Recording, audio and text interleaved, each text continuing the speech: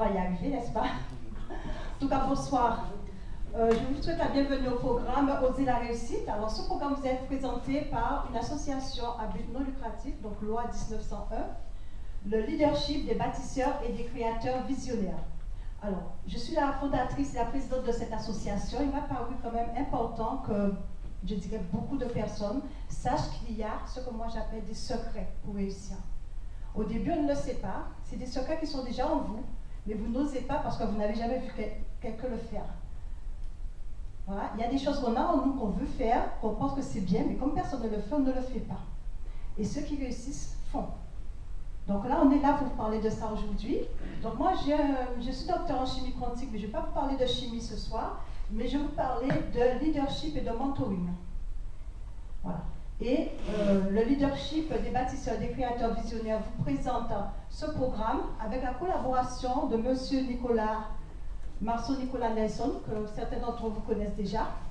Donc il va se présenter, on va le présenter tout à l'heure à la fin. Je vais faire juste une introduction de l'association et après nous allons introduire Marceau. En fait, c'est lui qui sera votre orateur ce soir.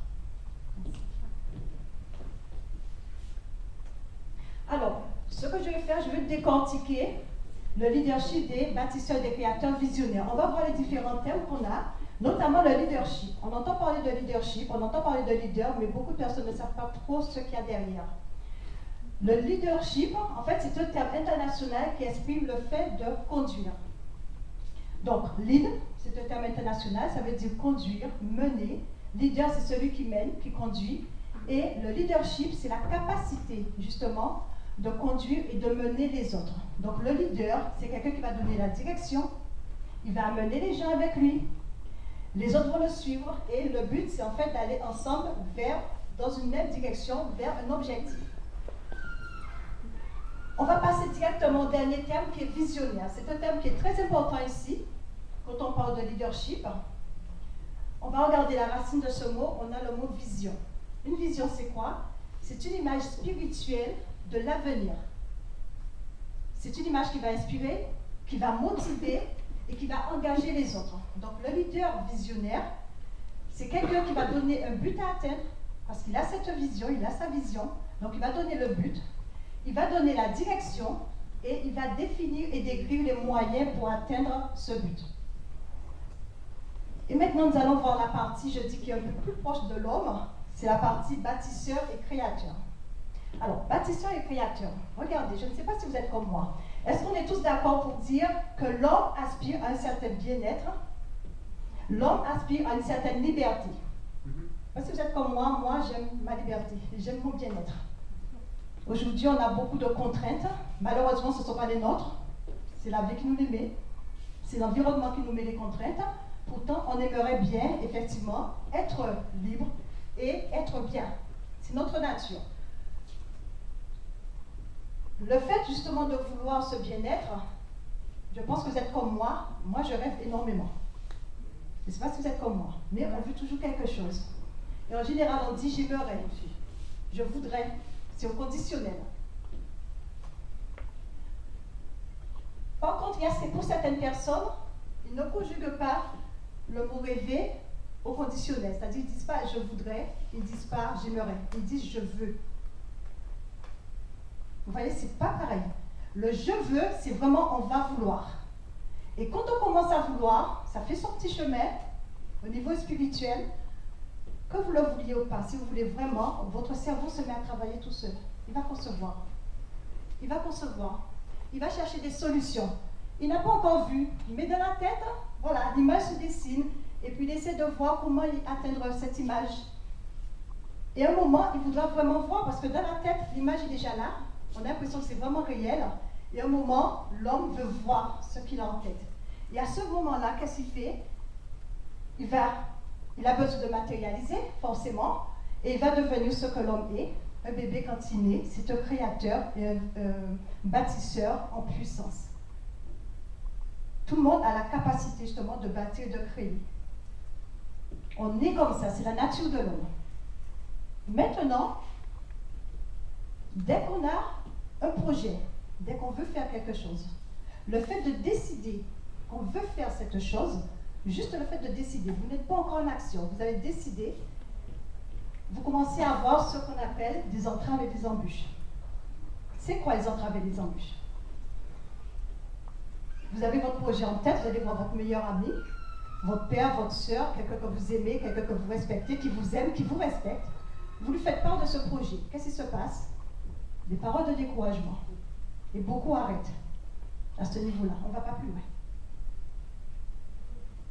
Des promesses non tenues. Vous êtes dans une activité, quelqu'un vous promet de faire une action pour vous, de faire quelque chose, et en fait, la promesse n'est pas tenue. Ça décourage. Surtout quand c'est à répétition. Au niveau, ça c'est un niveau spirituel, maintenant au niveau matériel, donc il y a des créateurs d'entreprises dans cette salle, je pense, et même à notre niveau personnellement, donc chez nous, on a parfois, au niveau des budgets, au niveau des finances, il y a des problèmes. Vous avez une entreprise, vous avez peut-être un comptable, vous ne savez pas pourquoi, pour vous ça ne va pas du tout, vous avez un redressement fiscal, vous ne savez pas pourquoi. Des délais qui ne sont pas respectés. Donc tout ça, ça tend effectivement à décourager. Forcément, vous êtes découragé, vous recevez tout ça, il y a des émotions, il y a des ressentis. Les émotions et ressentis, dans un premier temps, vous avez deux réactions. La première réaction, c'est celle-ci. Vous vous découvrez, ou je ne savais pas que je pouvais être aussi violente. Vous avez quelqu'un en face qui vous fait je ne sais pas quoi, vous vous apercevez que vous êtes violent. Ou vous avez beaucoup de patience, on se découvre. Vous apprenez, mais vous apprenez peut-être, c'est pas parce qu'il m'aime bien qu'il peut m'aider. C'est pas parce qu'il a des sous qu'il peut m'aider. C'est pas parce qu'il est mon meilleur ami qu'il peut comprendre ce que je vis. Par contre, ce qui est bien, c'est que vous avez appris. Mais vous savez toujours que vous avez un objectif à atteindre et vous êtes encore dans votre objectif. Vous gardez le cap et vous gardez les responsabilités des conséquences. Ça, c'est important. Et en fait, ces émotions et les ressentis que vont créer des embûches, qu'est-ce que vous faites ici? Vous vous fortifiez. Ça vous fait grandir de l'intérieur.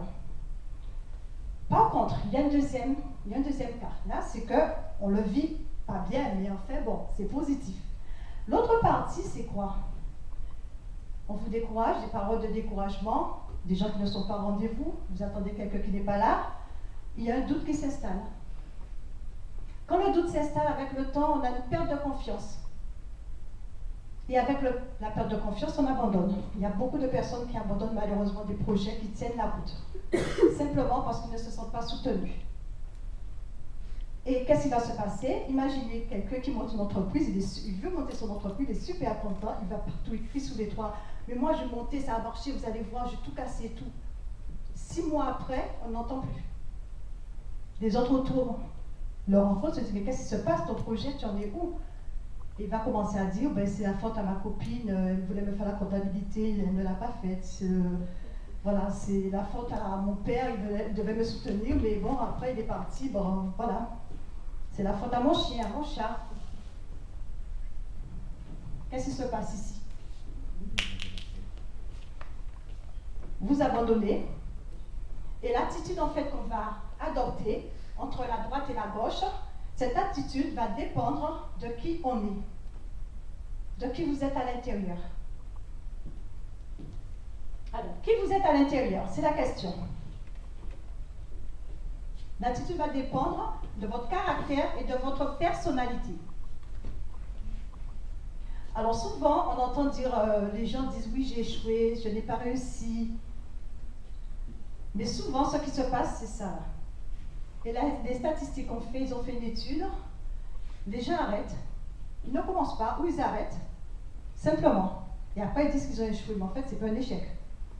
Ils ont simplement abandonné avant d'avoir réussi.